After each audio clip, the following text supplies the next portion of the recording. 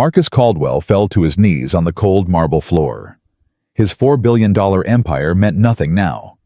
His daughter sat motionless in the corner, skeleton thin, staring through him like he was already dead. "Please, Emma." His voice shattered. "One bite. Just one bite. Daddy's begging you." The 3-year-old didn't blink, didn't move, just whispered 5 words that stopped his heart completely. "I want to see Mommy." Marcus grabbed his chest like he'd been shot. His little girl wasn't grieving. She was trying to die. And he had no idea how to save her. Before we continue, if you believe that love can bring someone back from the edge, subscribe and stay until the very end. Comment your city below. I want to see how far Emma's story reaches. Dr. Harrison held up his hands. "Mr. Caldwell, violence won't help your daughter." Marcus released him and stepped back. His whole body was shaking. "Then what will... Tell me. You're supposed to be the best pediatric specialist in the country. That's what your fancy degrees say. That's what the $300,000 I've paid you says. So tell me, what will help my daughter?" The doctor straightened his collar with trembling fingers. "Her body is shutting down. If she doesn't eat within the next few days, we'll have no choice but to hospitalize her and insert a feeding tube." "No." Marcus's voice was absolute. "No tubes. My wife made me promise. Before she died, Victoria made me swear that we would never force Emma to do anything. She said forcing a child breaks something inside them that never heals. With respect, sir, your wife is gone. And your daughter will be too if we don't intervene." Marcus moved so fast the doctor flinched. But instead of hitting him, Marcus just stood there inches from his face, tears streaming down his cheeks. "Get out of my house. Mr. Caldwell. Get out, now, before I do something we both regret." Dr. Harrison gathered his things and left without another word. The front door closed behind him, with a sound that echoed through the empty mansion like a gunshot. Mrs. Patterson appeared from the kitchen doorway. She had worked for the Caldwell family for 15 years. She had never seen Marcus like this. Broken, desperate, dangerous. "Sir, perhaps you should rest." "Rest?" Marcus laughed, but there was no humor in it. "My daughter hasn't eaten in 14 days, Mrs. Patterson. 14 days. She weighs less than she did at 2 years old. Her ribs are showing through her skin. And you want me to rest?" "I want you to survive this, sir. Emma needs her father." "Emma doesn't even know I exist anymore." His voice cracked. "She looks right through me, like I'm a ghost, like I'm the one who died instead of Victoria." Mrs. Patterson's eyes filled with tears. "She's grieving, sir. Children grieve differently than adults. Children aren't supposed to grieve at all. They're supposed to play and laugh and make messes and drive their parents crazy. They're not supposed to starve themselves to death at 3 years old." He walked to the bar and poured himself a whiskey. His 5th today. Maybe his 6th. He'd lost count. "I keep thinking about that night," he said quietly. "The night Victoria died. I was in my office working on some deal that doesn't matter anymore. She texted me that she was on her way home. Said she couldn't wait to kiss Emma goodnight. Said she loved me." His hand trembled around the glass. 30 minutes later, she was dead. Some drunk driver ran a red light and killed my wife, and I was sitting in my office worrying about quarterly projections. "It wasn't your fault, sir. Wasn't it?" He drained the whiskey in one gulp. "I should have been with her. I should have driven her myself. I should have done something, anything different. And now Emma is punishing me for it." "Emma isn't punishing you. She's lost." "We're all lost, Mrs. Patterson." He set down the glass and headed for the stairs. "We've been lost since the moment Victoria's heart stopped beating." He climbed to the 2nd floor and stood outside Emma's room. The door was closed. It was always closed now. Behind it, silence. That terrible, suffocating silence that had replaced his daughter's laughter. He pressed his hand against the wood. "Emma, baby, it's Daddy. Can I come in?" "Nothing. I brought Mr. Buttons. Remember him? Mommy's old bunny from when she was little. I thought maybe he could keep you company." Still nothing. Marcus closed his eyes. "Please, sweetheart. Please talk to me. Please eat something. I'll give you anything you want. Anything in the world. Just tell me what you need." The silence stretched on and on. He slid down against the door, his back against the cold wood, and pressed his fists against his eyes to stop the tears. But they came anyway. They always came now. "Victoria," he whispered into the darkness. "I don't know how to do this without you. I don't know how to save her. I don't know how to save myself. Please, if you can hear me, tell me what to do. Send me something. Someone. Anything. Because I'm losing her and I can't survive that. I can't bury my daughter next to my wife. I can't. I won't." Inside the room, 3-year-old Emma Caldwell sat in the corner with her knees pulled to her chest. She heard her father crying. She'd heard him cry every night for 6 months, but she couldn't move, couldn't speak, couldn't do anything except sit there and wait. Wait for what she didn't fully understand. She just knew that Mommy was in heaven, and she wanted to go there too, and the only way to get to heaven was to stop being alive. And the only way to stop being alive was to stop eating. That's what she'd figured out. 3 years old, and she'd figured out how to die. She hugged her knees tighter and stared at the picture on her nightstand. Mommy smiling. Mommy holding her. Mommy saying, "I love you" to the moon and back. "I'm coming, Mommy," Emma whispered so quiet no one could hear. "I'm trying really hard. Please wait for me." The next morning, Marcus was in his office when Mrs. Patterson knocked on the door. "Sir, the agency called. They're sending a new staff member today." Marcus didn't look up from his computer. He wasn't actually reading anything on the screen. He was just staring at it because staring at something was easier than staring at nothing. "Handle it?" "Yes, sir, but there's something else." "What?" Mrs. Patterson hesitated. "The night nurse said Emma spoke last night, after you left her door."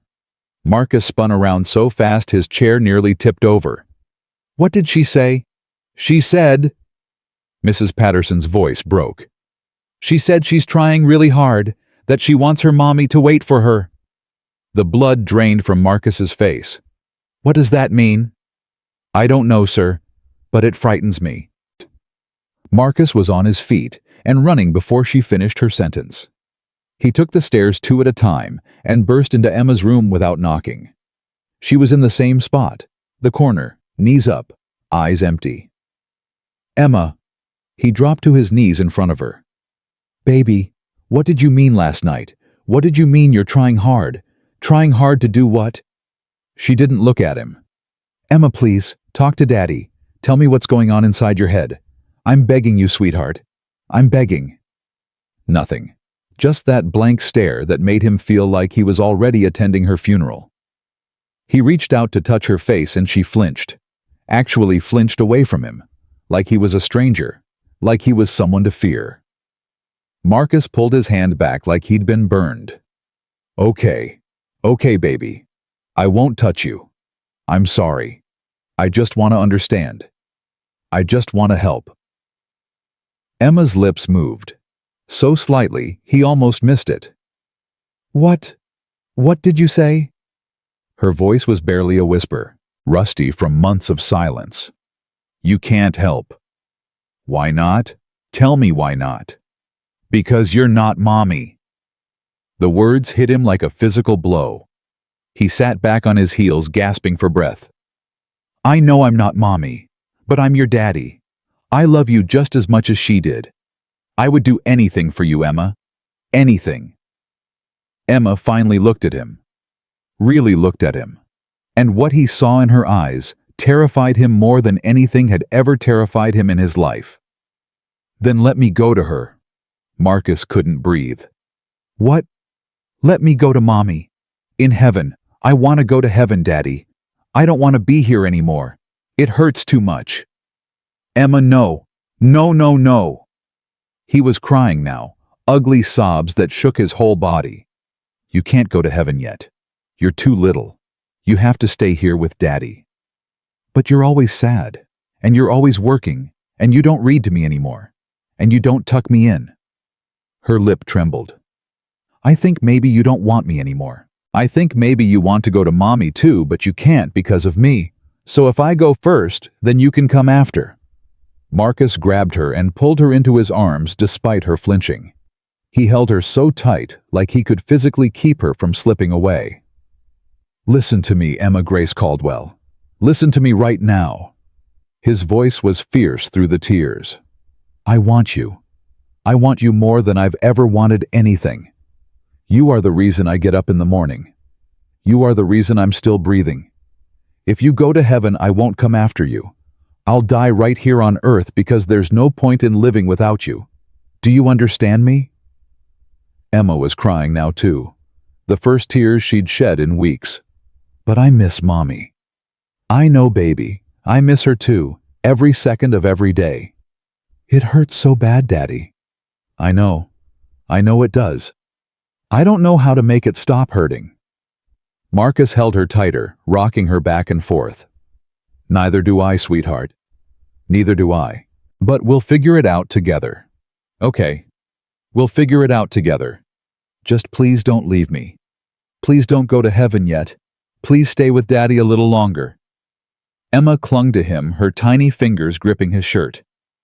I'm so tired, Daddy. I know, baby. I'm so hungry, but food tastes wrong. Everything tastes like sadness. Then we'll find something that doesn't.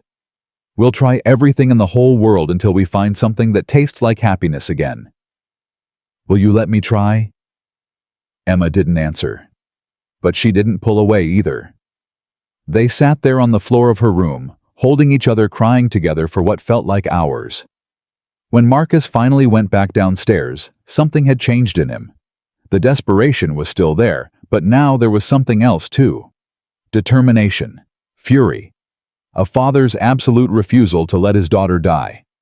Mrs. Patterson was waiting in the kitchen with a young woman Marcus had never seen before. Sir, this is Grace Thompson, from the agency. Marcus barely glanced at her. Fine. Mrs. Patterson will show you your duties. Stay out of my daughter's room. Stay out of my way. Mr. Caldwell. The young woman's voice stopped him. I heard about your daughter. Everyone's heard about my daughter. It's not your concern. I think it might be. Marcus turned slowly. Really looked at her for the first time. She was young, maybe late 20s. Simple clothes, calm eyes. Something in her face that looked like understanding. Excuse me? When I was 7 years old, my mother died. Cancer.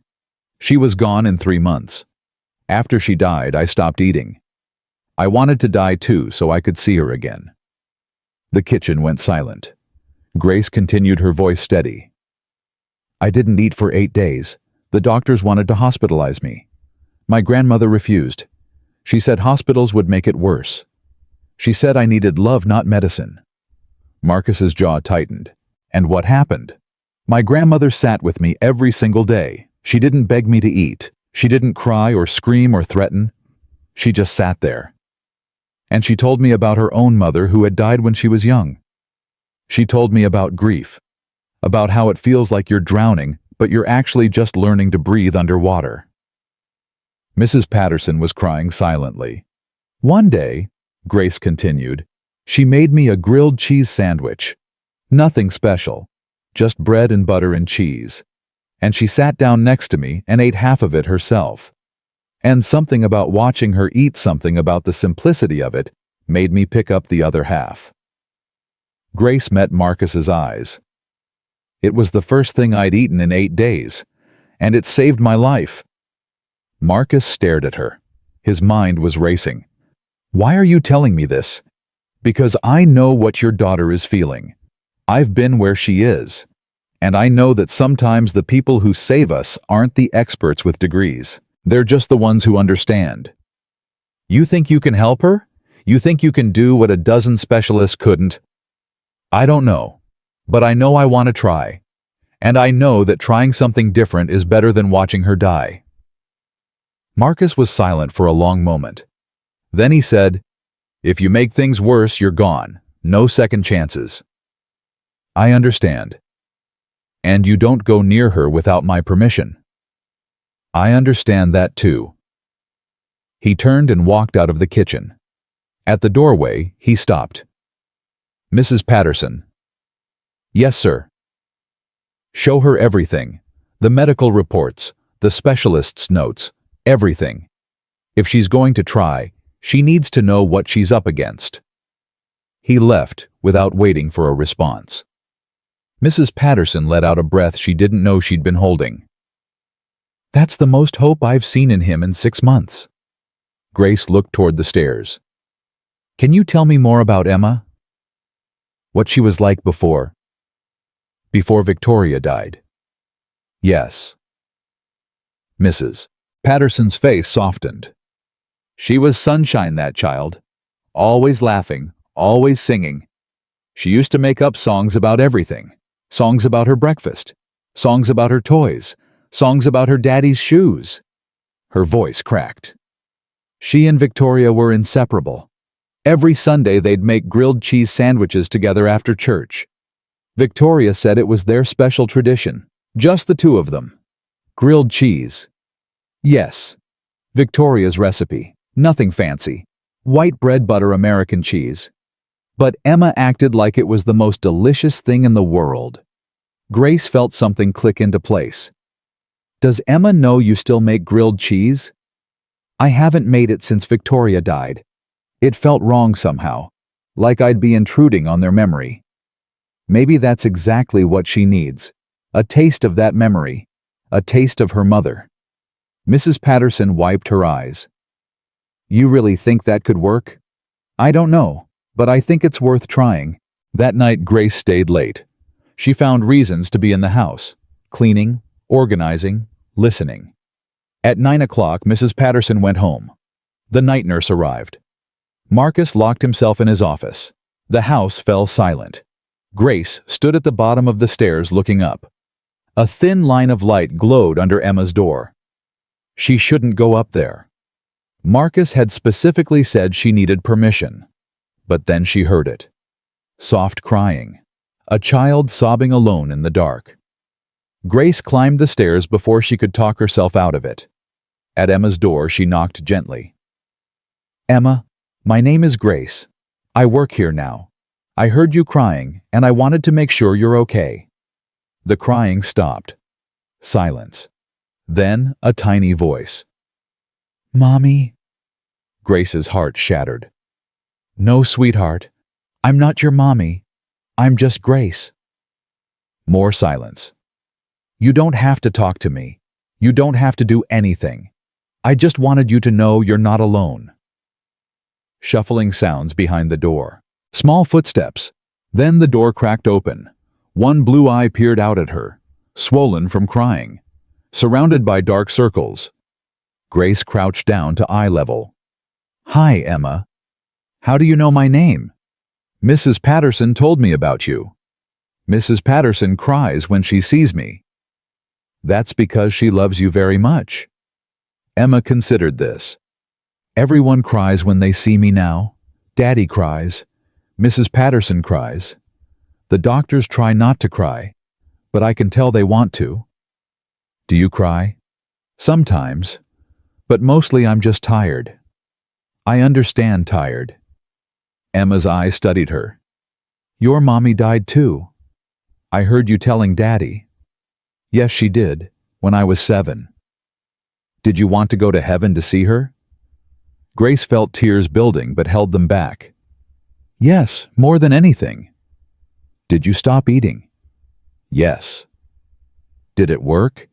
Did you get to heaven?" "No, baby. I stayed here." Emma's face fell. "Then it doesn't work. I've been trying so hard and it's not working." Grace's voice came out barely above a whisper. "Can I tell you a secret?" The door opened a little wider. "What secret?" Heaven doesn't work the way we think it does. We can't choose when we go there, but the people in heaven can choose when they visit us. Emma's eyes widened. Mommy can visit me.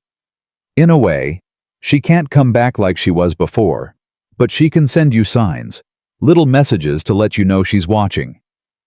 What kind of signs? Grace thought fast. Sometimes it's a butterfly that lands nearby.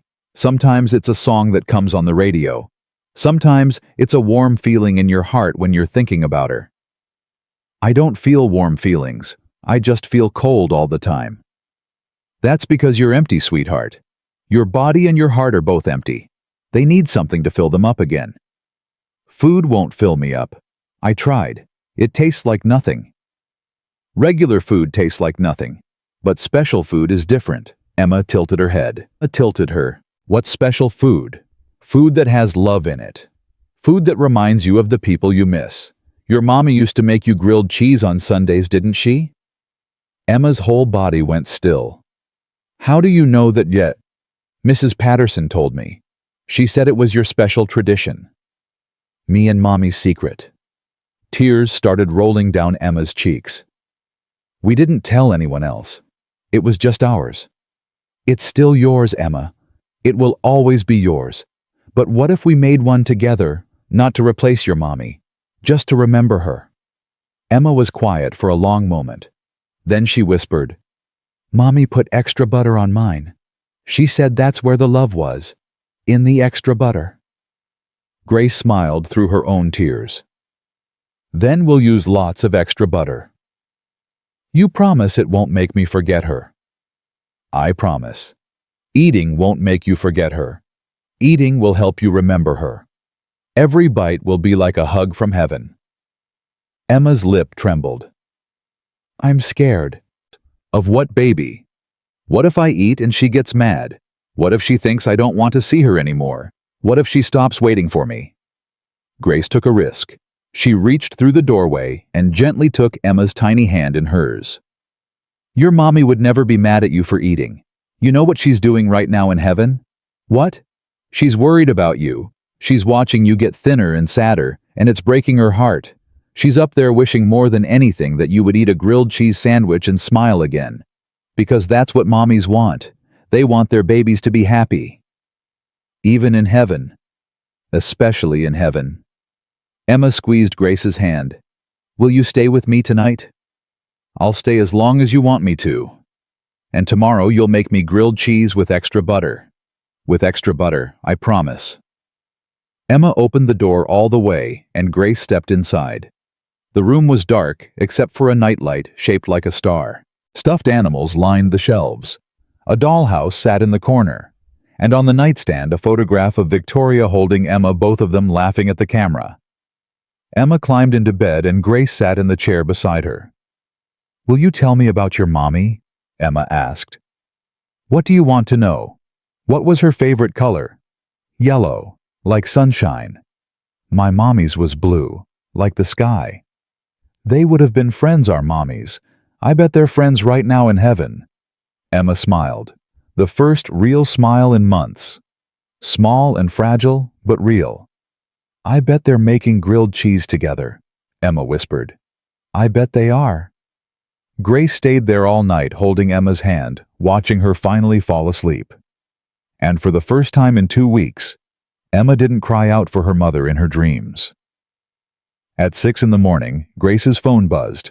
Her grandmother. She stepped into the hallway to answer. Grandma? I couldn't sleep. I kept thinking about that little girl you told me about. How is she? Grace looked back at Emma's peaceful face. She talked to me last night, really talked, and she agreed to try eating today. Silence on the other end. Then her grandmother's voice thick with tears. The Lord works in mysterious ways, baby girl. She's so broken, Grandma. She figured out how to kill herself at 3 years old. She thought starving would take her to heaven. But you got to her in time. Did I? She hasn't eaten yet. She just agreed to try. That's everything, Grace. That's the whole battle right there. Getting someone to agree to try. You did that in one night when all those fancy doctors couldn't do it in 2 weeks. I just told her the truth. I told her about you, about the grilled cheese that saved my life. Then make her that grilled cheese. Make it with love, make it with prayer, and trust that the same God who saved you will save her too. I'm scared, Grandma. Good. Fear means you care. Now go save that baby. Grace hung up and walked downstairs to the kitchen. Mrs. Patterson was already there, surprised to see her so early. You never left? I stayed with Emma. She talked to me, Mrs. Patterson, really talked, and she agreed to try eating today. Mrs. Patterson's hand flew to her mouth. How the specialists have been trying for weeks.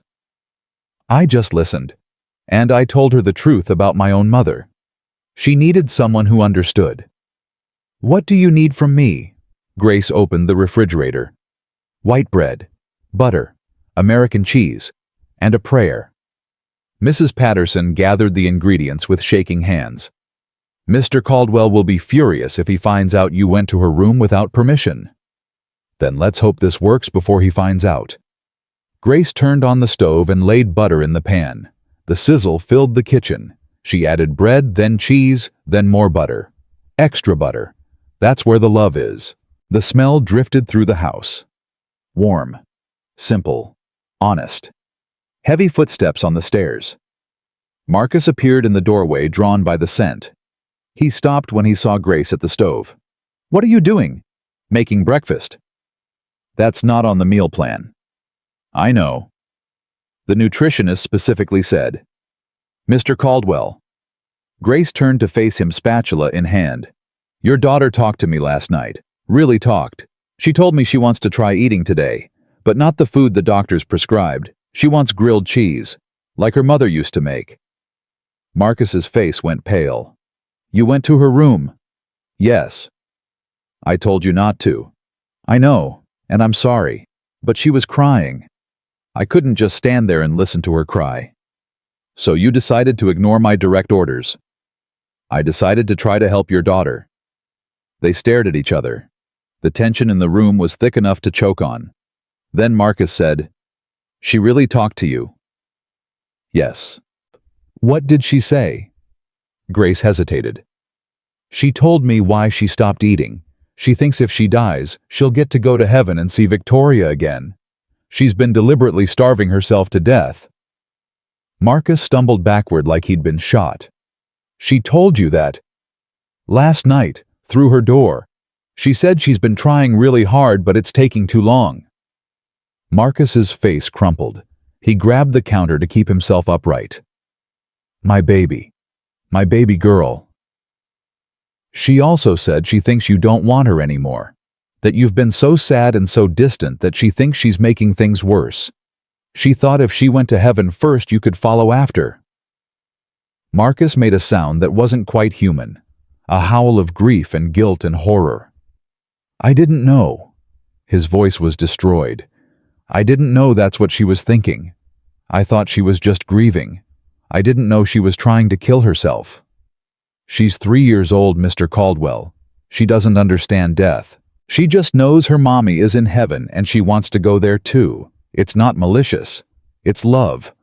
Broken, desperate love. Marcus looked at the grilled cheese in the pan. And you think that will help? I think it's a connection to her mother. I think it's a taste of the love she's been missing. I think it's worth trying. And if it doesn't work, then we try something else. But we don't give up. We never give up. Marcus was quiet for a long moment.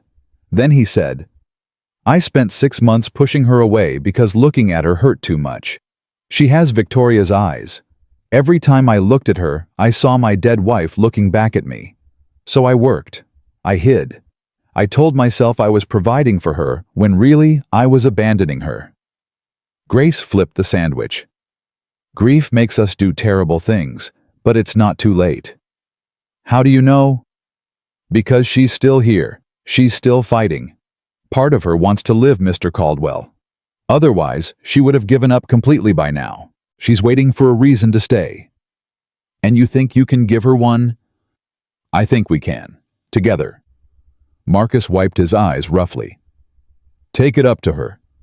I'll come with you. Are you sure? No, but I'm done hiding. If my daughter needs me, then that's where I'll be, even if it kills me. They climbed the stairs together. Grace carried the plate with the grilled cheese cut into triangles. Marcus carried the weight of 6 months of regret. At Emma's door, Grace knocked softly. Emma, it's Grace. I brought breakfast. And your daddy's here too. The door opened immediately. Emma stood there in her pajamas, looking smaller than ever, but there was something different in her eyes. Something that hadn't been there before. Hope. You came back, she said to Grace. I promised, didn't I? Emma looked at her father. You came too, Daddy. Marcus knelt down to her level. I'm so sorry, baby. I'm sorry I've been away so much. I'm sorry I made you think I didn't want you. That was never true. I love you more than anything in the world, and I'm going to be here from now on, every day, every night, as long as you need me. Emma studied his face, looking for the truth. You promise? I promise on Mommy's memory. She reached for his hand, and he took it, both of them crying now. Grace knelt down too and held out the plate. I made it with extra butter, just like your mommy did. Emma stared at the grilled cheese. Her whole body was trembling. This was the moment. Everything came down to this. Will you eat it with me? Emma whispered. We'll all eat it together, Grace said, because that's what families do. She broke the sandwich into pieces. One for Emma, one for Marcus, one for herself. On 3, Grace said. Emma nodded. 1, 2, 3. They all took a bite at the same time. Emma chewed slowly. Tears rolled down her cheeks. But she didn't stop. She swallowed, and then she took another bite. It tastes like Mommy, she whispered. Marcus pulled her into his arms, sobbing openly. I know, baby, I know. Is she watching us? Daddy, can she see? He held her tighter. She's watching, sweetheart. She's watching, and she's so proud of you. Emma ate the whole triangle, then another, her first food in 14 days. And in that kitchen with butter on her fingers and tears on her face, a 3-year-old girl decided to stay. Mrs. Patterson stood in the doorway, both hands pressed over her heart, watching the impossible happen. The child who had been disappearing was coming back. Not all at once, not completely. But bite by bite, breath by breath, she was choosing to live. And somewhere in a heaven, none of them could see a mother smiled. 3 days passed since Emma took her first bite. She ate small portions now. A few bites of toast in the morning, half a sandwich at lunch, a spoonful of soup at dinner. It wasn't much, but it was everything. Marcus hadn't gone to work once. He canceled every meeting, ignored every call. His business partners left furious voicemails. His board of directors threatened consequences. He didn't care. His daughter was eating again. Nothing else mattered. On the 4th morning, Grace arrived at 6 o'clock to find Marcus already in the kitchen. He was standing at the stove staring at a pan like it held the secrets of the universe. What are you doing? Grace asked. Trying to make grilled cheese. His voice was frustrated. Victoria made it look so easy. But mine keep burning, or the cheese doesn't melt right, or something's always wrong. Grace walked over and looked at the pan. The bread was black on one side, raw on the other. The cheese was still solid. Too much heat, she said. You need to go slow, low and steady. I don't know how to go slow. I've spent my entire life going fast. Building companies, making deals. Everything had to happen now. Now. He scraped the ruined sandwich into the trash. And now my daughter needs me to slow down, and I don't know how. Grace took the pan from him. Watch me. She put fresh butter in the pan, let it melt slowly, laid down the bread, added cheese, covered it with a lid. The lid traps the heat, she explained. Melts the cheese from the top while the bread toasts from the bottom. No rushing, no forcing, just patience. Marcus watched her hands move with quiet confidence.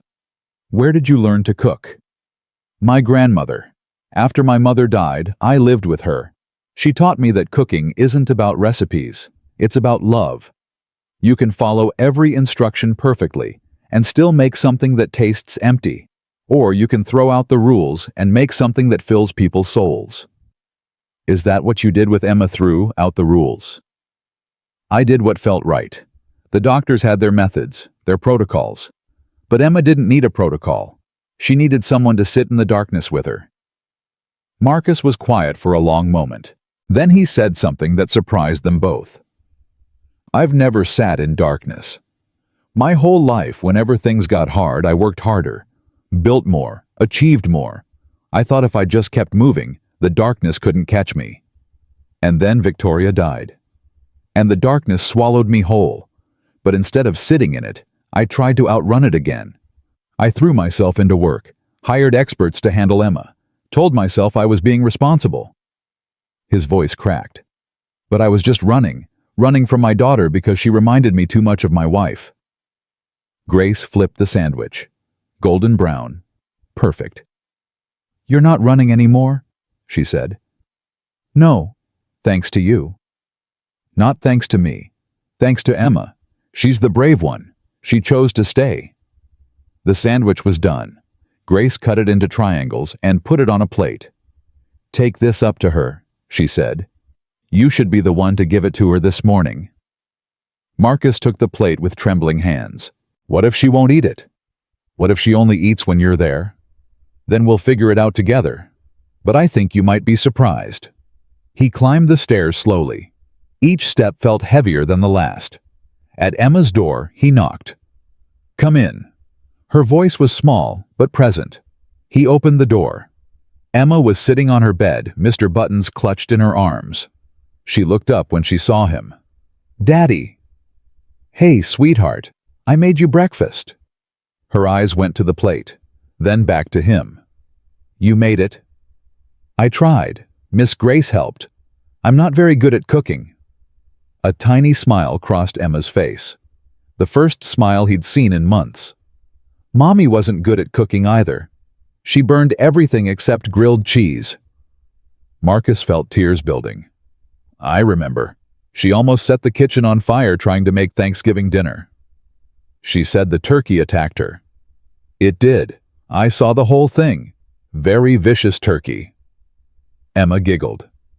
Actually giggled. The sound hit Marcus like a wave of pure light. He sat on the edge of her bed and held out the plate. Will you eat with me? Emma looked at the sandwich, then at her father. You have to eat too. Deal. She took a triangle. He took one too. They bit at the same time. It's good, Daddy. Really? Not as good as Mommy's, but good. Marcus laughed through his tears. I'll keep practicing. They finished the sandwich together in silence. But it wasn't the terrible silence of before. This was comfortable, warm, the silence of two people who didn't need words to feel connected. When the plate was empty, Emma climbed into his lap and wrapped her arms around his neck. Daddy. Yeah, baby. I'm sorry I tried to go to heaven without you. His heart shattered and rebuilt itself in the same moment. I'm sorry I made you feel like you had to. I was scared. Everything hurt so much and I didn't know how to make it stop. Does it still hurt? Yes, but different now. Like Miss Grace said, it's not so sharp anymore. Marcus held her tighter. I'm going to be here from now on, Emma. Every morning when you wake up, every night when you go to sleep. I'm never going to make you feel alone again. Promise. Promise. 1 week later, everything changed again. Grace was in the kitchen preparing lunch when Mrs. Patterson rushed in, her face pale. There's someone at the door. Who? A woman. She says she's Victoria's sister. She says she has a right to see Emma.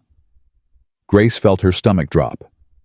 Mr. Caldwell didn't mention any sister. Because they haven't spoken in 5 years. There was some kind of falling out before Emma was born. Victoria never talked about it. The front door opened and closed. Voices in the hallway. One of them was Marcus, sharp and angry. "You have no right to be here, Rebecca." "I have every right. She's my niece, my blood. Victoria would have wanted me to be part of her life. Victoria wanted nothing to do with you. That's why she cut you off." Grace moved to the kitchen doorway. She could see them now. Marcus stood rigid, blocking the entrance to the house.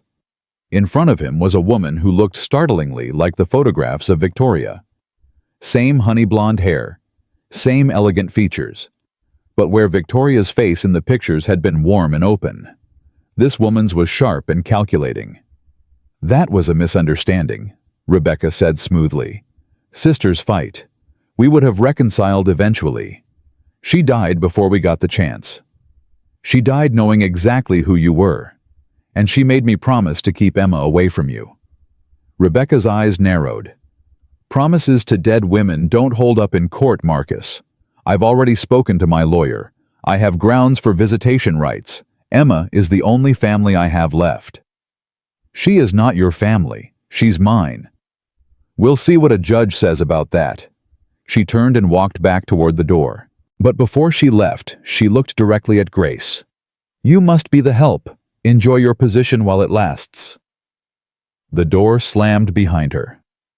Marcus stood frozen, his hands shaking. Grace approached him carefully. "What was that about?" "Victoria's sister. They had a massive falling out when Victoria was pregnant with Emma. Rebecca wanted money. Victoria refused. Things were said. Victoria cut her out completely." "What kind of things?" Marcus turned to face her. His expression was haunted. "Rebecca told Victoria that she hoped the baby would die, that Victoria didn't deserve to be happy when she had so much, and Rebecca had nothing." Grace felt sick. She said that about Emma. Before Emma was even born, Victoria never forgave her, never spoke to her again. And now she shows up here 5 years later talking about family and courts and visitation rights. Can she actually do that? Get visitation? I don't know. I'll call my lawyers. But if she drags this into court, if she makes Emma testify, or gets doctors involved. He pressed his hands against his eyes. Emma just started eating again. She's so fragile. This could destroy everything. Grace's mind was racing. Does Emma know she has an aunt? No. Victoria wanted to protect her. She said Rebecca was toxic, dangerous. She made me promise. Then we don't tell Emma. Not yet. We deal with this quietly. And if Rebecca goes to court? Then we fight. We show the judge what that woman is really like. We protect Emma no matter what. Marcus looked at her with something new in his eyes. Gratitude. Trust. I don't know what I'd do without you, Grace. You'd figure it out. You're stronger than you think. I'm not strong. I'm terrified. That's what strength is, being terrified and showing up anyway. 3 days later, the legal papers arrived. Rebecca had filed for emergency visitation rights, claiming that Emma was being isolated from her biological family. The hearing was scheduled for 2 weeks out. Marcus threw the papers across his office. She's claiming I'm unfit, that I let Emma starve herself while I neglected her. She's using my daughter's trauma against me. Grace picked up the scattered pages. How does she know about Emma's eating that wasn't public? Marcus went still. The doctors, the specialists, someone must have talked. Or she's been watching, gathering information. For what? What does she actually want? Grace scanned the legal documents. Her eyes stopped on a paragraph near the bottom. Marcus, look at this. He took the paper from her. Read it once. Read it again. His face went white. She's not just asking for visitation. She's asking for custody evaluation. She wants to prove I'm unfit and take Emma permanently. Can she do that? She's claiming that Victoria's death was suspicious, that I had motive, that Emma's condition is evidence of abuse and neglect. His hands were shaking so violently the paper rattled. She's trying to take my daughter by accusing me of killing my wife. Grace felt the floor tilt beneath her. Victoria's death was an accident, a drunk driver. Rebecca doesn't care about truth. She cares about money. If she gets custody of Emma, she gets access to Victoria's trust fund. $20 million held for Emma until she turns 18. Unless the legal guardian makes a claim for living expenses. She's doing this for money. She's always done everything for money. That's why Victoria cut her off. Because she found out Rebecca was planning to contest their parents' will. She wanted everything for herself. Mrs. Patterson appeared in the doorway. Her face was grave.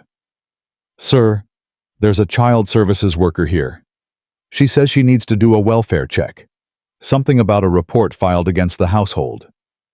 Marcus closed his eyes. "Rebecca, she filed a report." "What do we do?" Grace stepped forward. "We let them in. We show them a healthy, happy child. We give them nothing to use against us." "What if Emma gets scared? What if she stops eating again?" "Then I'll be with her. I'll make sure she knows she's safe."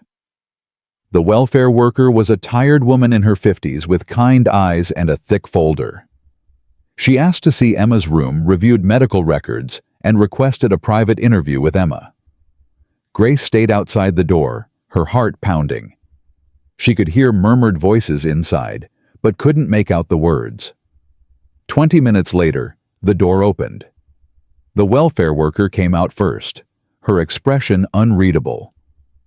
Then Emma, who ran straight to Grace and buried her face against her stomach. "What happened?"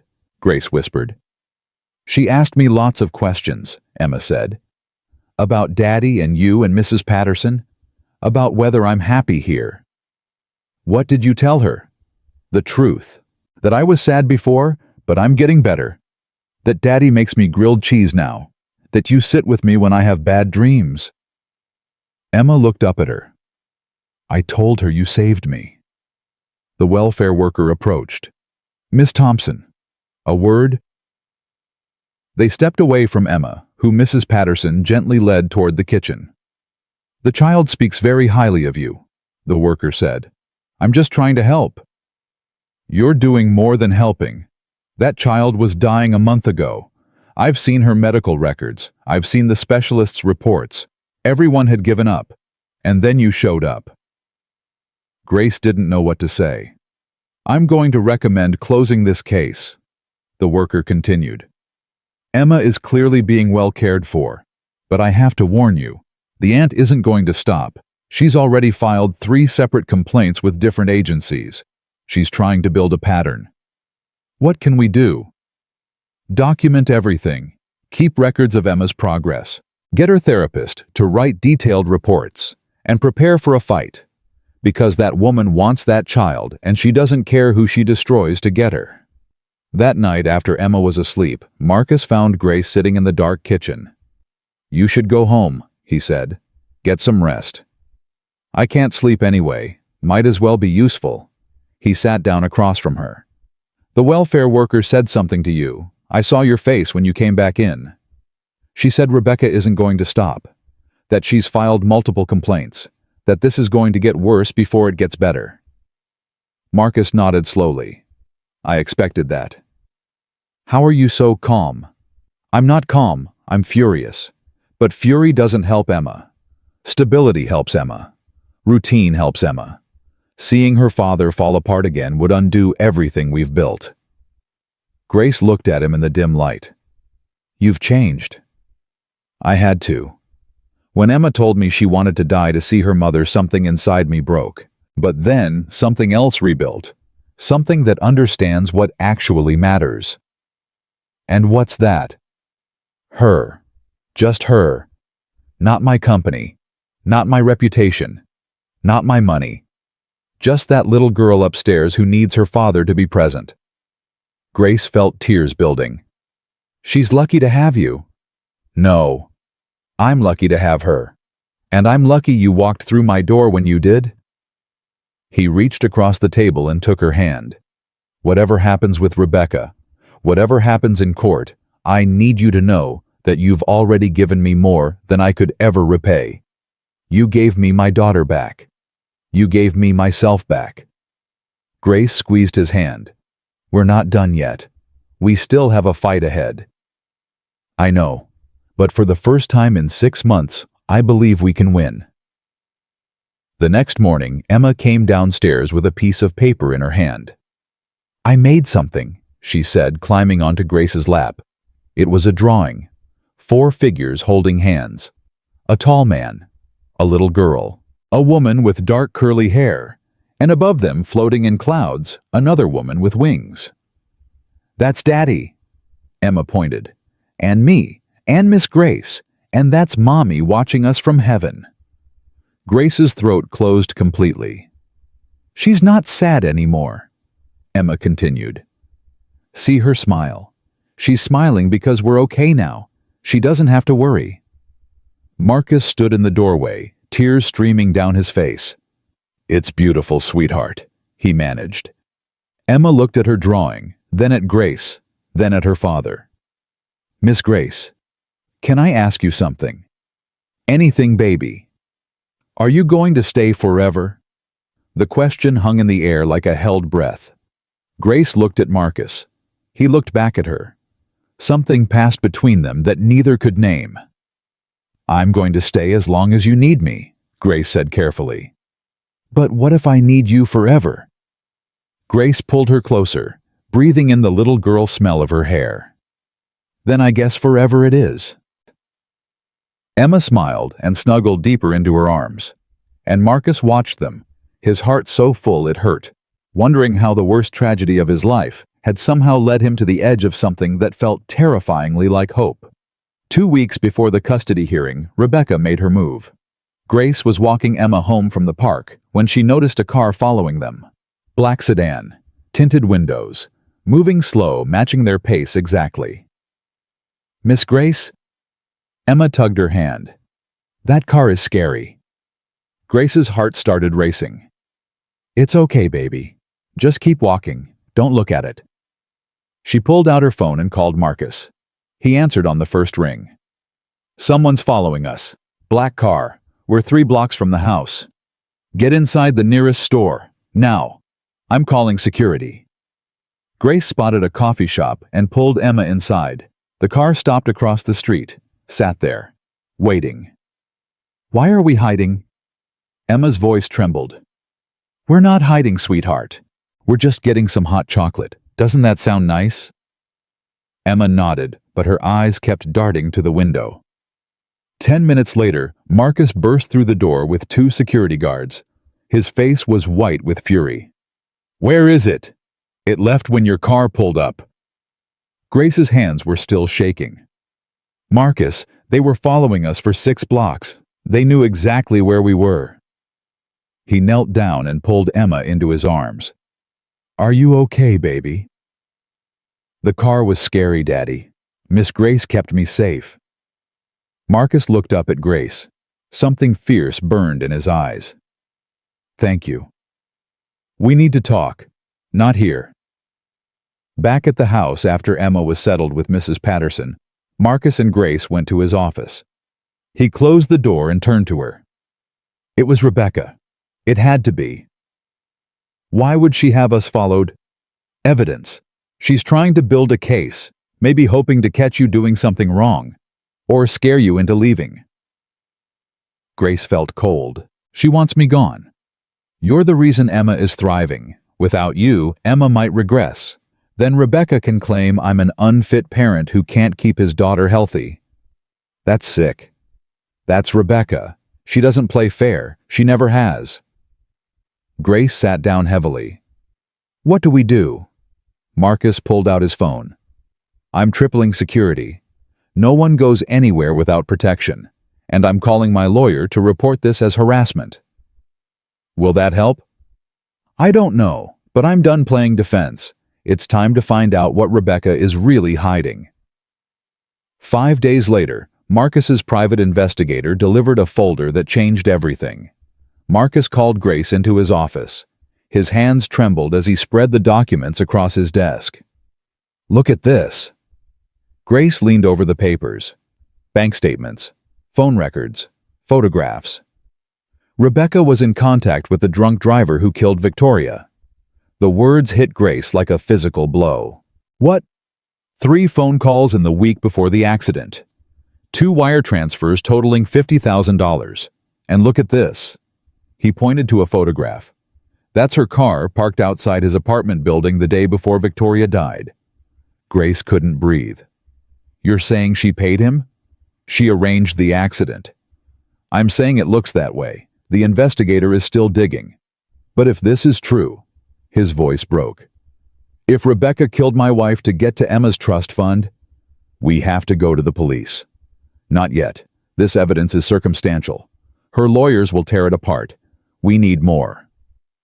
"Marcus, if she killed Victoria, Emma is in danger." "I know. That's why I'm moving up the timeline. The hearing is in 9 days.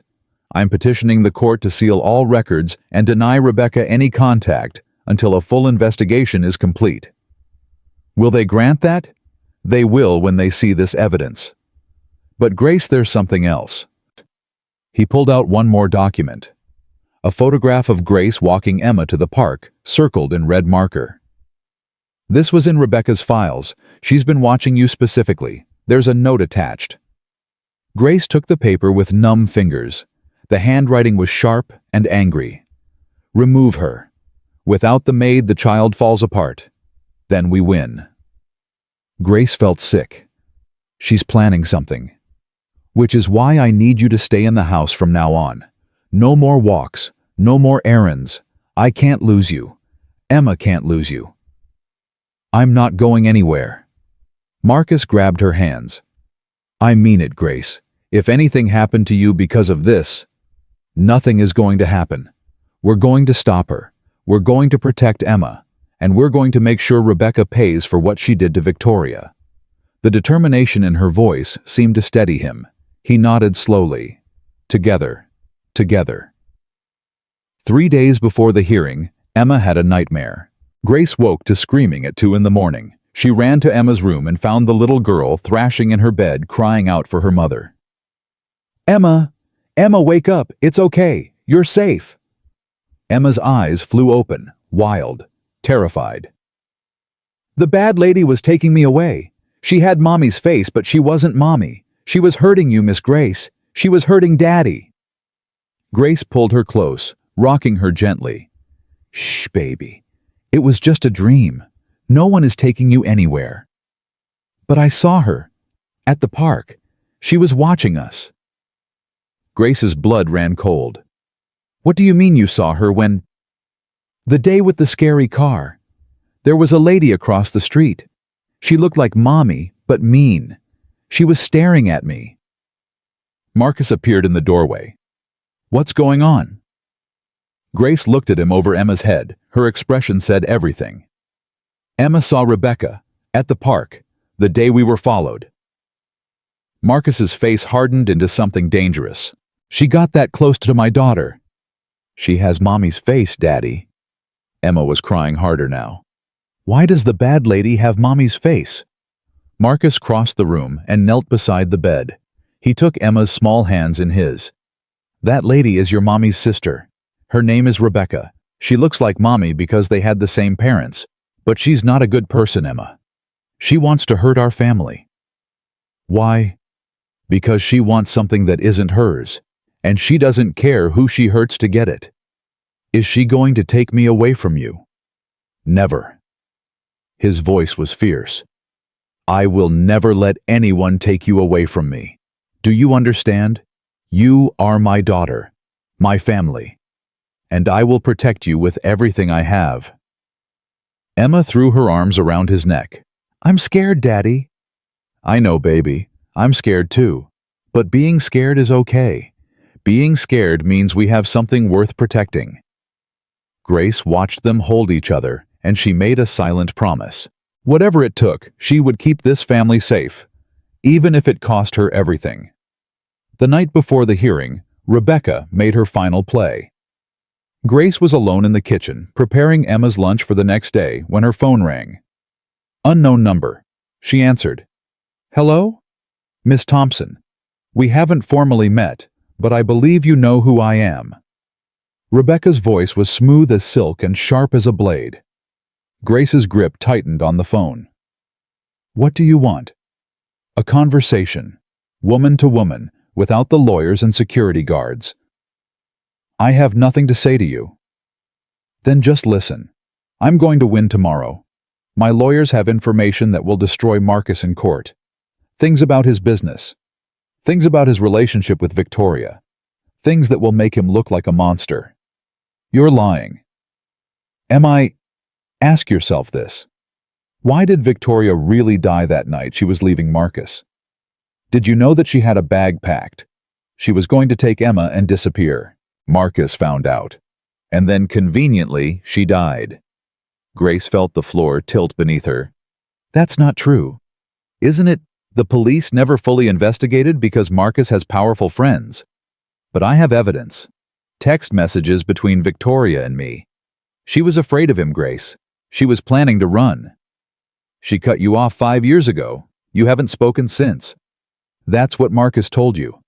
But Victoria reached out to me 6 months before she died. She was scared. She wanted help escaping. And then she was gone. Grace's mind was racing. Every instinct screamed that Rebecca was lying. But a tiny voice of doubt whispered in the back of her head. What if she's not? I can see I've given you something to think about.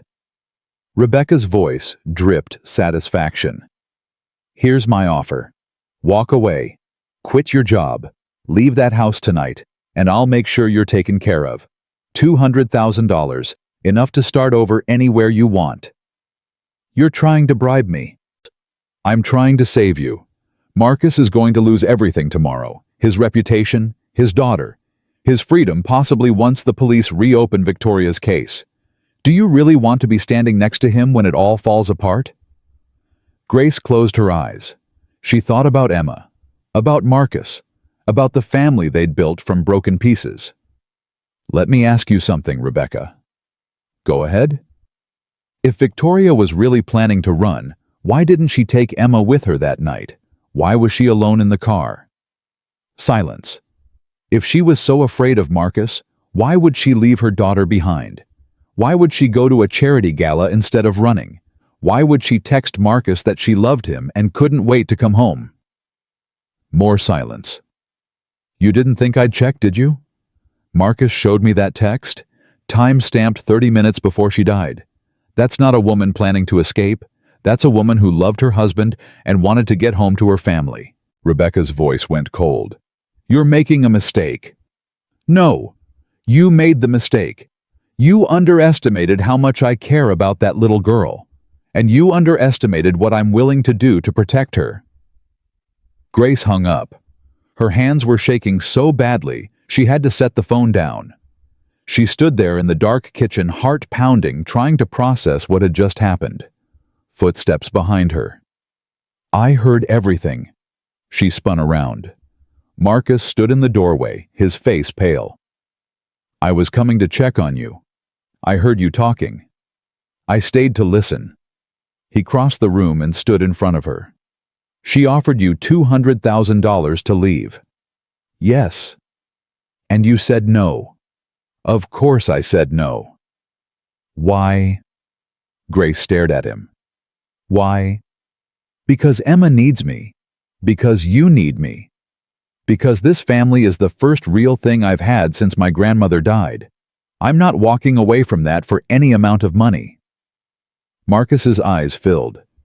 Victoria wasn't planning to leave me. She wasn't afraid of me. I need you to know that. I know. I never doubted you. Not for a second. Rebecca is going to say those things in court tomorrow. She's going to paint me as a monster, and I need you to be ready for what you're going to hear. I'm ready. Even if they bring up things that are true, things I'm not proud of. I wasn't a perfect husband, Grace. I worked too much. I missed important moments. Victoria and I fought sometimes. Not often, but enough that Rebecca might have ammunition. Grace took his hands. Marcus, Every couple fights. Every marriage has rough patches. That doesn't make you a monster. That makes you human. What if the judge believes her? Then we fight harder. We appeal. We find new evidence. We never stop until Emma is safe. He pulled her into his arms. She could feel his heart pounding against hers. "I don't deserve you," he whispered. "Yes, you do. You just don't believe it yet." They stood there in the dark kitchen, holding each other, drawing strength for the battle ahead. The hearing began at 9 o'clock the next morning. Grace sat in the gallery behind Marcus, clutching Emma's hand. They'd debated whether to bring her, but the child psychologist said Emma needed to see that her family was fighting for her. Rebecca sat across the aisle, flanked by two expensive lawyers. She looked polished and sympathetic, the picture of a grieving sister who just wanted to help her orphaned niece. Marcus's lawyer spoke first, laying out the evidence of Rebecca's harassment. The photographs, the surveillance, the threatening note about Grace. Then he dropped the bombshell. "Your Honor, we have evidence suggesting that Rebecca Morrison was in contact with the driver who killed Victoria Caldwell. Phone records, bank transfers, and photographic evidence place her in direct communication with this individual in the days before the fatal accident."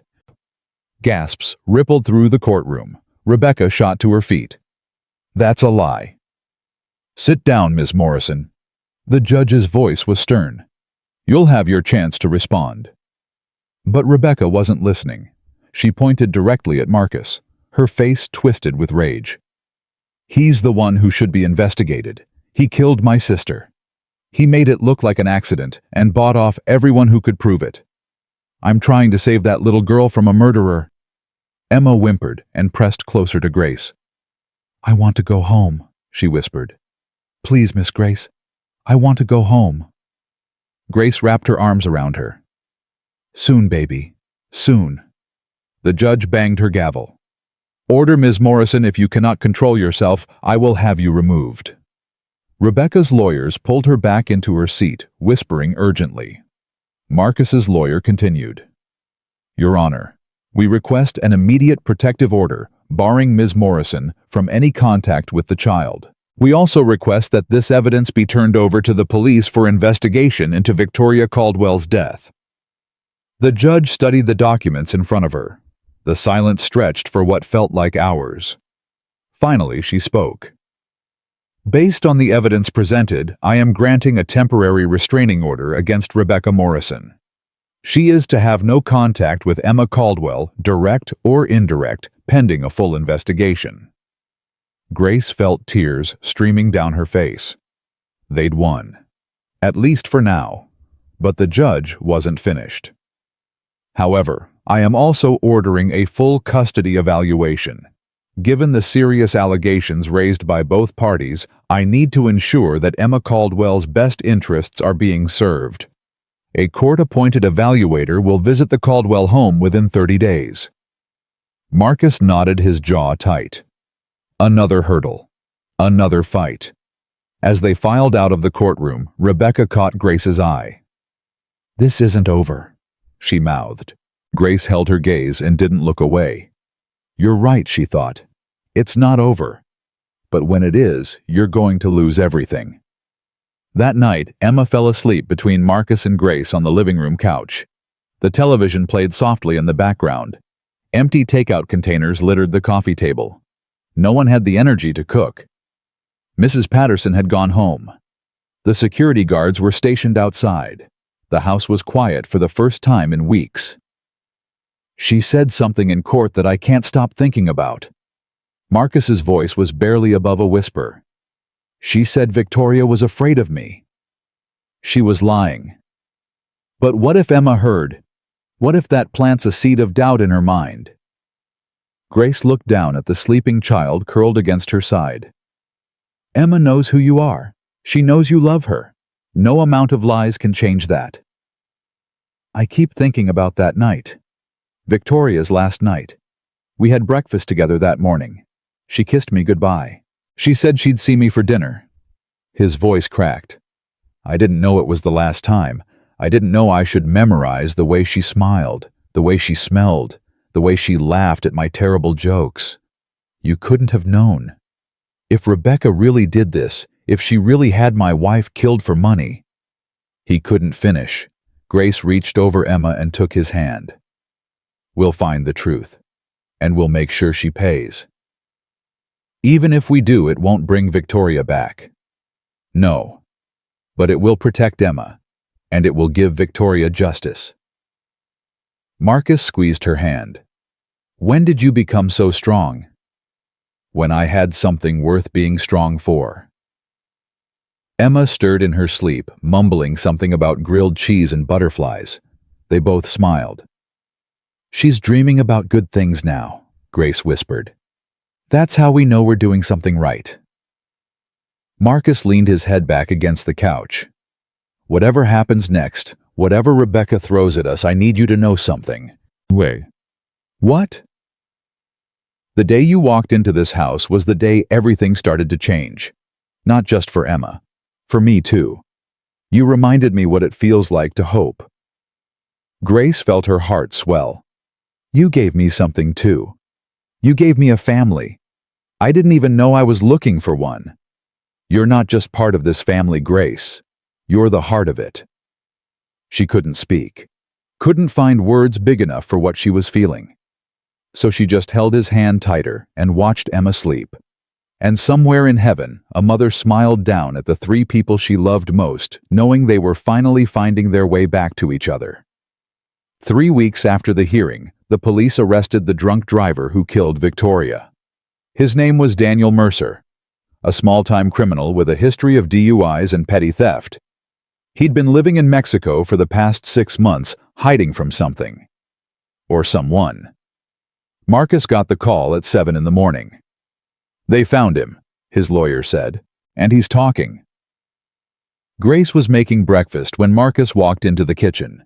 His face was pale, but his eyes burned with something fierce. They arrested him, the man who killed Victoria. Grace set down the spatula. What did he say? He's cooperating, cutting a deal with prosecutors. He says someone paid him to cause the accident. He's giving them names. Rebecca. Not directly. He says he dealt with a middleman, but the money trail leads back to her accounts. Grace felt her legs go weak. She grabbed the counter for support. So it's true. She really had Victoria killed. It's looking that way. The prosecutor says if the evidence holds up, they'll charge her with conspiracy to commit murder. Emma's voice came from the doorway. Daddy, Miss Grace. What's happening? They both turned. Emma stood there in her pajamas. Mr. Buttons clutched against her chest. Her eyes were wide and worried. Marcus crossed the room and knelt in front of her. Nothing for you to worry about, sweetheart. Just grown-up stuff. You look scared, Daddy. I'm not scared. I'm just thinking about a lot of things. Is the bad lady going to go away? Marcus hesitated. Grace watched him struggle with how much to tell her. Yes, baby, he finally said. The bad lady is going to go away. She did something very wrong, and now she has to pay for it. Is that why the policemen are always outside our house? They're here to keep us safe, just until everything is sorted out. Emma nodded solemnly. Miss Grace. Yes, sweetheart. Can we have pancakes today? Not grilled cheese, just pancakes, with lots of syrup. Grace felt tears prick her eyes. This child, this beautiful, resilient child, who had been through so much and still found joy in simple things like pancakes. Pancakes it is, baby. 4 days later, Rebecca was arrested. Grace was with Emma in the living room reading a story when Mrs. Patterson rushed in. Turn on the news. Channel 7. Grace found the remote and clicked. Rebecca's face filled the screen, hands cuffed behind her back, being led into a police station by 2 officers. Rebecca Morrison's sister-in-law of billionaire Marcus Caldwell has been arrested in connection with the death of Victoria Caldwell 8 months ago. Sources say Morrison allegedly orchestrated a hit-and-run that killed her sister in order to gain access to a $20 million trust fund set up for her niece, 3-year-old Emma Caldwell. Emma looked up from her book. That's the bad lady. Grace quickly turned off the television. Yes, baby. That's her. Why is she on TV? Because she got in trouble for doing something very bad. Is Daddy going to be happy? Grace thought about Marcus, about everything he'd been through, about the justice he was finally getting. I think Daddy is going to feel a lot of things, happy, sad, relieved, all at once. That sounds confusing. Feelings usually are, sweetheart. Marcus came home 2 hours later. His eyes were red. He'd been crying. He walked straight to Emma and scooped her into his arms, held her so tight she squeaked. Daddy, too tight. Sorry, baby. He loosened his grip but didn't let go. I just needed to hold you. Did you see the bad lady on TV? I did. Are you okay? The question, so simple and so profound from a 4-year-old, broke something in Marcus. I don't know, sweetheart, but I'm getting there. That night, after Emma was asleep, Marcus and Grace sat in his office. She confessed, he said quietly. Her lawyers tried to stop her, but she confessed everything. She said Victoria didn't deserve what she had, the money, the family, me. She said Victoria had always been the favorite, the perfect one, and she was sick of living in her shadow. Grace listened without interrupting. She planned it for months, found Daniel Mercer through a contact, paid him $50,000 up front with another $50,000 when the job was done. She told him exactly which route Victoria would take home from the gala. She knew her schedule. She knew everything. His voice broke. And then she waited. For 6 months, she waited for the right moment to swoop in and take Emma. She thought if Emma was struggling, if I was failing as a father, she could convince a court to give her custody. She could access the trust fund and disappear. She didn't count on you fighting back. She didn't count on you. He looked at her. If you hadn't shown up when you did, Emma would have died. I really believe that. And Rebecca would have gotten exactly what she wanted. Don't think about what could have happened. Think about what did happen. Emma is alive. She's healthy. She's happy. And Rebecca is going to prison for the rest of her life. Marcus nodded slowly. The prosecutor says they're seeking life without parole. First-degree murder. She'll never get out. Good. Is it, though? He stood and walked to the window. Victoria is still dead. Emma still lost her mother, and I spent 6 months hating myself for not being able to save her when the whole time it was murder. I couldn't have saved her no matter what I did. Grace crossed the room and stood beside him. That's exactly why you need to stop blaming yourself. This wasn't your fault. It wasn't Victoria's fault. It was Rebecca's choice. Her evil. Her greed. I keep thinking about that morning. Victoria kissing me goodbye, telling me she loved me. She had no idea her own sister wanted her dead. She died knowing she was loved. She died with a husband who adored her and a daughter who worshipped her. That's more than a lot of people get. Marcus turned to face her. How do you always know what to say? I don't. I just say what I wish someone had told me when I was drowning in my own grief. He reached up and touched her face. His fingers traced her cheek with a gentleness that made her breath catch. Grace? Yes. I'm falling in love with you. The words hung in the air between them. Heavy. Terrifying. True. Grace's heart pounded so hard she could hear it. Marcus? I know it's complicated. I know you came here as an employee. I know Victoria has only been gone 8 months, but I can't pretend anymore. These feelings I have for you, they're not going away. They're getting stronger. I feel them too. You do. How could I not? You're kind and brave, and you love your daughter with everything you have. You trusted me when you had no reason to. You fought for Emma even when you were falling apart inside. He stepped closer. I don't want to rush you. I don't want to make you uncomfortable. If you need time, if you need space, I understand. I don't need space. I need you. Both of you. This family is the first real home I've had since my grandmother died." Marcus leaned down and kissed her. It was soft at first, tentative. Two people who had both known loss finding their way toward something new. Then Grace's arms wrapped around his neck, and the kiss deepened. All the fear and loneliness and hope they'd been carrying poured into that single moment. When they finally pulled apart, both were crying. "What do we tell Emma?" Grace whispered. "The truth. That sometimes after something terrible, something beautiful can grow." "Will she understand?" "She's 4. She probably understands better than we do." The next morning, they sat Emma down in the living room. "Sweetheart," Marcus began, "Miss Grace and Daddy have something to tell you." Emma looked between them. "Are you getting married?" Grace nearly choked. "What? How did you know?" "Because you look at each other the way Mommy and Daddy used to, and because you're holding hands and being weird."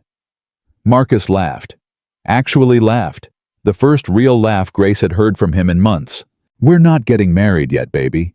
But we are going to be spending more time together, as more than friends." Emma considered this. "Does that mean Miss Grace will be my new mommy?" Grace felt her heart stop. "I could never replace your mommy, Emma. Your mommy loves you so much, even from heaven." "I know, but maybe I could have 2 mommies, one in heaven and one here." Tears streamed down Grace's face. "Would that be okay with you?" Emma climbed off the couch and walked over to Grace. She took her face in her small hands the way Grace had done to her so many times. "Miss Grace, you saved me. You stayed when everyone else would have left. You made me want to live again." Her little voice was so serious, so grown up. "I think Mommy sent you. I think she's happy we found each other." Grace pulled her into her arms and sobbed. Marcus wrapped his arms around both of them, and they stayed that way for a long time. 3 broken people who had somehow become whole together. 6 weeks later, the court-appointed evaluator submitted her report. Grace sat in Marcus's office while he read it. She watched his face shift through a dozen emotions in 60 seconds. Well, she couldn't take the suspense. She's recommending full custody remain with me, no visitation rights for Rebecca, and she's noting that Emma's recovery has been remarkable, primarily due to the stable home environment and the presence of... He looked up at her. "You. She mentions you by name 6 times. What does she say?" "That Emma's bond with you is essential to her emotional health. That removing you from her life would cause significant psychological harm. That you should be considered a permanent fixture in the household." Grace laughed. "A permanent fixture that makes me sound like furniture." "The best furniture we've ever had." She threw a pillow at him. He caught it, grinning. "There's something else. At the end of the report." "What?" "The evaluator recommends that if our relationship continues to progress, Emma would benefit from the formal security of knowing Grace isn't going anywhere. She suggests we consider making things official." Grace's breath caught. "Making things official?" Marcus stood and walked around his desk. He pulled something small from his pocket. "I was going to wait. I had this whole plan. Romantic dinner. Sunset. Maybe some violin music." "Marcus, what are you doing?" He knelt in front of her. "Grace Thompson, you walked into my house 5 months ago and changed everything. You saved my daughter. You saved me. You taught us both how to live again when we'd forgotten there was any reason to try." He opened the box. Inside was a simple diamond ring, elegant and beautiful. "I know we haven't been together long. I know people might think this is too fast, but I've spent the last 8 months learning that life is short and precious, and you can't waste a single moment with the people you love." Grace was crying too hard to speak. "Will you marry me?" She nodded frantically. "Yes, yes, 1,000 times, yes." He slipped the ring on her finger and pulled her into his arms. They stayed there holding each other, crying and laughing and kissing until Emma appeared in the doorway. "What's happening?" Why is everyone crying? Grace held up her hand. The diamond caught the light. Emma's eyes went huge. You're getting married for real. For real, baby. Marcus opened his arms. Get over here. Emma launched herself at them. I knew it. I knew it. I told Mrs. Patterson yesterday that you were going to get married, and she said I was being silly. You're never silly, sweetheart. You're the smartest person in this house. When's the wedding? Can I be a flower girl? Can we have grilled cheese at the reception? Grace laughed through her tears. Yes, to all of it. Even the grilled cheese. Especially the grilled cheese. 2 months later, Rebecca's trial began. Marcus debated whether to attend. Part of him wanted to see her face when the verdict came down. Another part wanted to stay as far away as possible. Grace made the decision for him. Go. You need closure. Emma and I will be fine. Are you sure? I'm sure. Mrs. Patterson is here. Security is here. And I have my very capable fiancé to protect us. He raised an eyebrow. Fiancé? Gets me every time I say it. He kissed her and left for the courthouse. The trial lasted 3 days. Daniel Mercer testified against Rebecca, describing in detail how she'd approached him, how she'd planned every aspect of the murder, how cold and calculating she'd been throughout. Rebecca's lawyers tried to claim she was mentally unstable, that she'd suffered from delusions brought on by childhood trauma. The jury didn't buy it. On the 3rd day, they returned a verdict in under 2 hours. Guilty. First-degree murder. Life in prison without the possibility of parole. Marcus called Grace from the courthouse steps. It's over. How do you feel? Empty. I thought I'd feel satisfied, vindicated. But I just feel empty. That's normal. Justice doesn't bring people back. It just makes sure evil doesn't win. I want to come home. I want to hold you and Emma and never let go. Then come home. We're waiting for you. He walked through the door 20 minutes later. Emma ran to him immediately. Daddy, Miss Grace said the bad lady is going away forever. Is that true? It's true, sweetheart. Are you sad? He picked her up. I'm a lot of things, but mostly I'm grateful. Grateful that I have you. Grateful that I have Grace. Grateful that we get to be a family. Grace joined them, wrapping her arms around both. No more bad ladies? Emma asked. No more bad ladies. Just us. Forever. Emma smiled. I like forever. The wedding was 3 months later. Small. Intimate. Just close friends and family in the garden of their Connecticut estate. Emma was the flower girl exactly as she'd demanded. She wore a white dress and scattered rose petals with the seriousness of a surgeon performing a life-saving operation. Grace wore a simple ivory gown. No veil, no elaborate train, just elegance and grace. Marcus cried through the entire ceremony.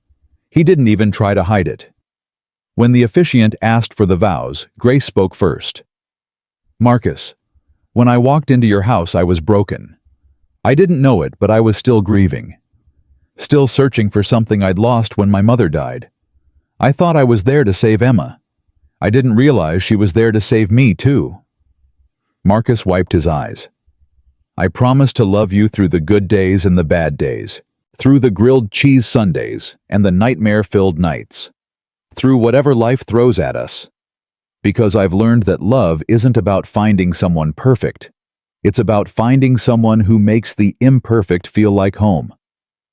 Now it was his turn. Grace, you are the most stubborn, infuriating, beautiful woman I've ever known. You ignored my rules. You broke my protocols. You went into my daughter's room when I specifically told you not to. Laughter rippled through the guests. And thank God you did, because your stubborn, rule-breaking heart saved my daughter's life. And mine. I was dead inside when Victoria died, just going through the motions, pretending to be alive while slowly disappearing. His voice broke. You brought me back. You brought Emma back. You created a family from the wreckage of what we'd lost. and I promise to spend every day of the rest of my life making sure you never regret choosing us." The officiant smiled. "By the power vested in me, I now pronounce you husband and wife. You may kiss the bride." They kissed while Emma cheered and threw more flower petals. That night at the reception, Emma made a speech. She stood on a chair holding a glass of apple juice and tapped it with a spoon until everyone went quiet. "I have something to say." Marcus tried not to laugh. "Go ahead, sweetheart. When my mommy died, I wanted to go to heaven too. I stopped eating because I thought that's how you get there. I was really sad and really scared, and I thought no one understood." The room went completely silent. Then Miss Grace came, and she understood, because her mommy died too. And she told me that mommies in heaven don't want us to come there yet. They want us to stay here and have adventures and make messes. Grace was crying. So was Marcus. So was half the room. So I stayed, and now I have two mommies, one in heaven and one here. She raised her glass. "To my mommies, both of them, I love you to the moon and back." Everyone drank. Everyone cried. Everyone hugged. And on a table near the dance floor, a framed photograph of Victoria smiled at the celebration. A candle burned beside it, casting warm light on her face. Grace had insisted on it. "She should be here," Grace had said. "She's still part of this family. She always will be." Marcus had cried when she suggested it. He'd cried a lot lately. But these were different tears. Healing tears. At midnight, Emma fell asleep in Marcus's arms on the dance floor. Grace leaned her head against his shoulder as they swayed to the music. "We did it," she whispered. "We did everything. We survived. We healed. We built something beautiful." Marcus kissed her forehead. "We're not done building yet." No. This is just the beginning." Grace looked at Emma's sleeping face, peaceful and content. Then at Marcus, the man she loved, the man who had trusted her with his most precious treasure. And she thought about her mother, and her grandmother, and all the people she'd lost who had led her to this moment. "Thank you," she whispered. "For what?" "For letting me be part of this story." Marcus held her tighter. "You're not part of the story, Grace. You are the story. Without you, there is no story. Just two broken people who never found their way home." The music played on, the candles flickered, the stars shone through the garden windows, and somewhere in heaven, two mothers smiled down at the family they loved, knowing that the pain had finally found its purpose. 1 year after the wedding, Grace discovered she was pregnant. She found out on a Tuesday morning alone in the bathroom, staring at two pink lines that changed everything. Her hands trembled so violently, she dropped the test twice before she could read it clearly. Pregnant. She was going to be a mother. For 10 minutes, she sat on the cold tile floor, crying tears she couldn't name. Joy, terror, grief, all of it tangled together in her chest. She thought about her own mother, about never knowing her past childhood, about raising a baby without her guidance, without her wisdom, without her arms to run to when things got hard. Then she thought about Emma, about the little girl who called her mom now without hesitation, about the family they'd built from broken pieces and stubborn love. She picked herself up off the floor. Marcus was in his office when she walked in. He looked up from his laptop and immediately knew something was wrong. "Grace? What is it? Is Emma okay?" "Emma's fine. She's at school." "Then what?" "You're shaking." Grace held out the test. Marcus stared at it. His face went blank, then white, then something she'd never seen before. Pure, unfiltered wonder. "Is this real?" "I took 3 tests, all positive." He was around the desk before she could blink, his arms wrapped around her so tight she could barely breathe. "We're having a baby. We're having a baby." He pulled back to look at her face. His eyes were wet. "Are you happy?" "I'm terrified." "Me too." He laughed through his tears. "I already screwed up once with Emma. What if I screw up again? You didn't screw up. You were grieving, and you figured it out. Because of you. Because of Emma. Because of love. And we'll figure this out too. He kissed her, long and deep and full of promises. When do we tell Emma? Grace smiled. Let's wait a few weeks. Make sure everything is okay first. She's going to lose her mind. In a good way or a bad way? The best way. She's been asking for a sibling since the honeymoon. They waited 3 weeks. The doctor confirmed the pregnancy was healthy, strong heartbeat. Everything progressing normally. On a Sunday morning over grilled cheese sandwiches, they told Emma. Sweetheart, Marcus began, Mom and I have something to tell you. Emma looked up from her sandwich. She was 5 now, missing her 2 front teeth, adorable in every way possible. Is it about the baby? Grace choked on her orange juice. What? The baby in your tummy. I already know. Marcus's mouth fell open. How do you already know? Because you've been acting weird, and Mom keeps touching her stomach. And I heard Mrs. Patterson talking on the phone yesterday. Grace looked at Marcus. He looked at her. They both burst out laughing. So much for our big surprise, Grace said. Emma grinned her gap-toothed grin. Is it a boy or a girl? We don't know yet. It's too early. I want a sister. Boys are gross. Hey. Marcus pretended to be offended. I'm a boy. You're not a boy, Daddy. You're a dad. That's different. Grace pulled Emma onto her lap. How do you feel about having a baby brother or sister? Emma thought about it seriously. Will you still love me the same? The question hit Grace like a punch to the chest. Oh, sweetheart. Of course we will. Having another baby doesn't mean we love you less. It means our family gets bigger. More love, not less. Promise. I promise on everything I am, you will always be my first daughter, the one who taught me how to be a mom. Emma snuggled closer. Then I'm happy about the baby. Marcus wrapped his arms around both of them. Our family is growing. Like a garden, Emma said. That's what Mommy Victoria used to say. Families grow like gardens.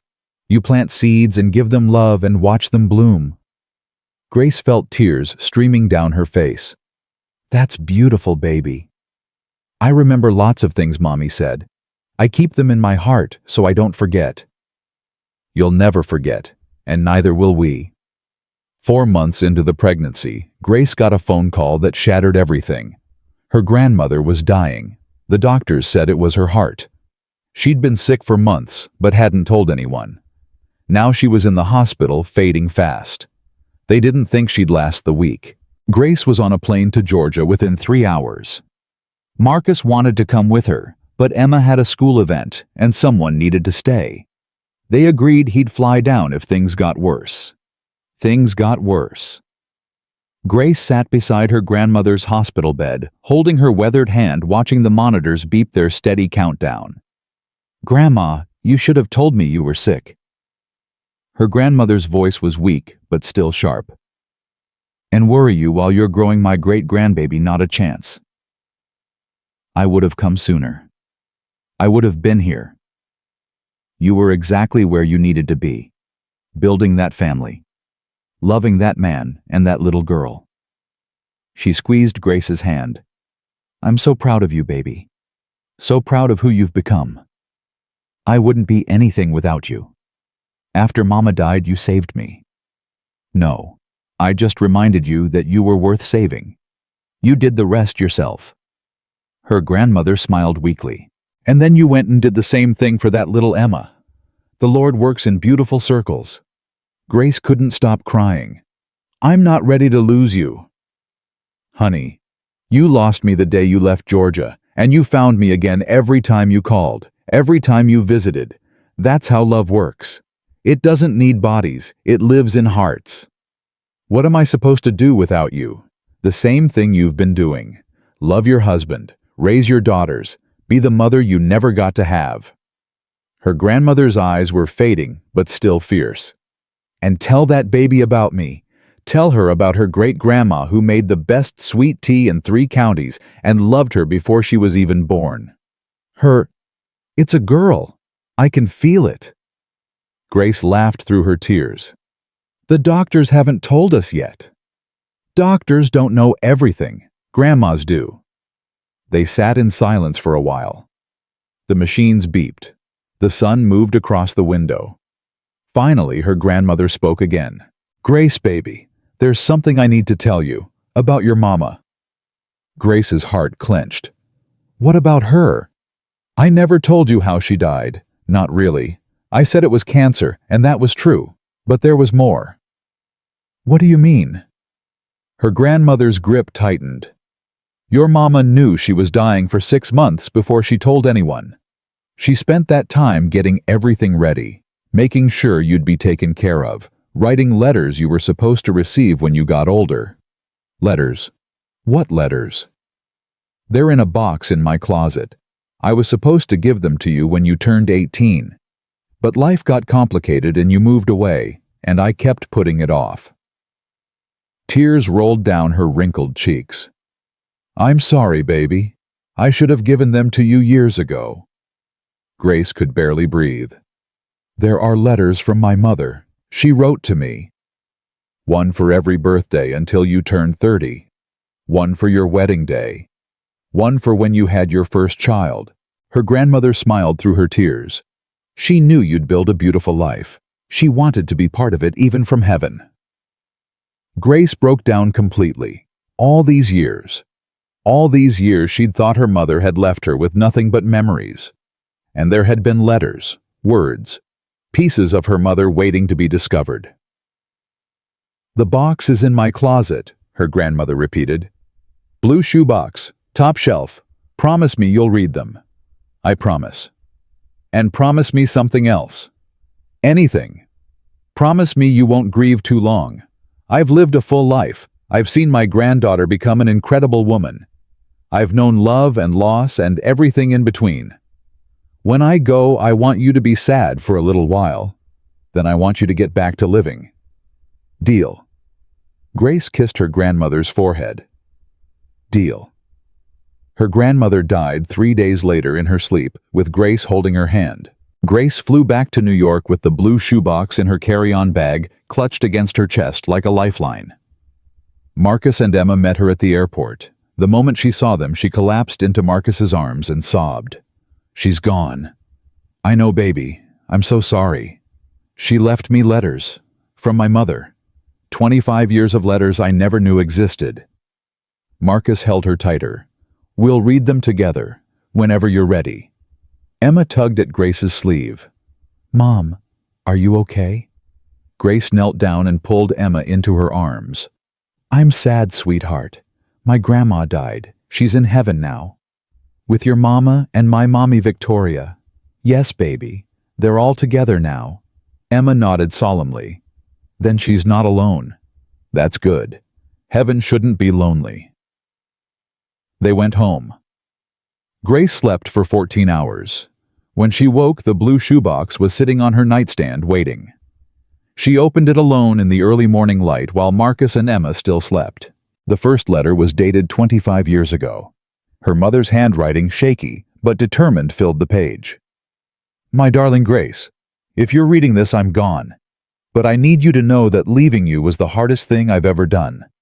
Not because I was afraid to die, but because I was afraid you'd forget how much I loved you. Grace read every letter. 23 of them. Each one filled with love and wisdom and hope for a future her mother would never see. The letter for her wedding day made her cry so hard she couldn't breathe. I won't be there to see you walk down the aisle. I won't be there to help you pick your dress or calm your nerves or tell you that you're the most beautiful bride in the world. But I'll be there in spirit, baby girl. I'll be watching from heaven, crying happy tears, so proud of the woman you've become. And the letter for her first child. You're going to be an amazing mother, Grace. I know this because I know you. You have the biggest heart of anyone I've ever met. You love fiercely and completely and without reservation. That child is so lucky to have you. And even though I won't be there to hold my grandchild, I'll be watching.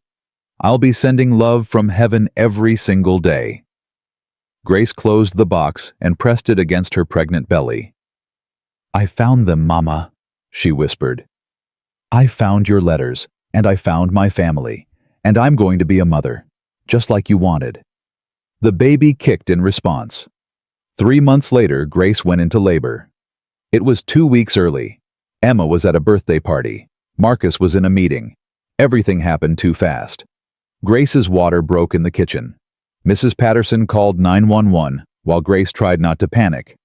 "The baby's coming! The baby's coming right now!" The ambulance arrived in 8 minutes. Marcus arrived at the hospital in 12, having broken approximately 17 traffic laws in the process. "Where is she? Where's my wife?" "Delivery room 3. She's been asking for you." He burst through the doors to find Grace in the middle of a contraction, face red, gripping the bed rail so hard, her knuckles were white. "You're here." "I'm here. I'm right here." "The baby's coming fast. The doctor says any minute now." Marcus grabbed her hand. "Then let's meet our daughter." "How do you know it's a daughter?" "Your grandmother told you. Remember?" Grace laughed through another contraction. She was always right about everything. 45 minutes later at 4:47 p.m., their daughter entered the world screaming. The doctor placed her on Grace's chest. A perfect, angry, beautiful little girl with a full head of dark hair and lungs that could wake the dead. Grace looked at Marcus. He was crying so hard he could barely see. "She's perfect. She's ours. What are we going to name her?" They'd discussed names for months, couldn't agree on anything. But now, looking at this tiny miracle, Grace knew exactly what to call her. "Hope. Her name is Hope." Marcus nodded through his tears. "Hope Victoria Caldwell. After both grandmothers. After everyone who got us here." Emma burst into the room an hour later, Mrs. Patterson trailing behind her apologetically. "She wouldn't wait in the lobby," Mrs. Patterson explained. "She said her sister needed her." Emma climbed onto the bed and peered at the tiny bundle in Grace's arms. "She's so small. You were this small once. Was I this loud?" Hope chose that moment to let out another ear-splitting wail. "Not quite this loud," Marcus admitted. Emma reached out and touched Hope's tiny hand. The baby's fingers wrapped around hers immediately. "She's holding me, Mom. She knows I'm her sister." "Of course she does. She's been listening to your voice for months." Emma leaned down and whispered in Hope's ear. "Hi, Hope. I'm Emma. I'm going to teach you everything. How to eat grilled cheese, how to ride a bike, how to make Daddy cry with just one look." "Hey," Marcus protested. "It's true, Daddy. You cry at everything." Grace looked at her family, her husband tears streaming down his face, her older daughter already protective of her baby sister, her newborn finally calm sleeping peacefully against her chest. 2 years ago, she'd been a stranger taking a train to a job interview, alone in the world, still grieving losses she'd never fully processed. Now she had everything. 6 months after Hope was born, Grace received one final surprise. She was cleaning out her grandmother's house in Georgia, preparing to sell it, when she found a letter tucked inside the blue shoebox. One she'd missed the first time. This one wasn't from her mother. It was from her grandmother. "My dearest Grace, if you're reading this, I'm gone and you're probably crying. Stop that right now. I told you not to grieve too long." Grace laughed through her tears. "I need to tell you something. I never had the courage to say while I was alive.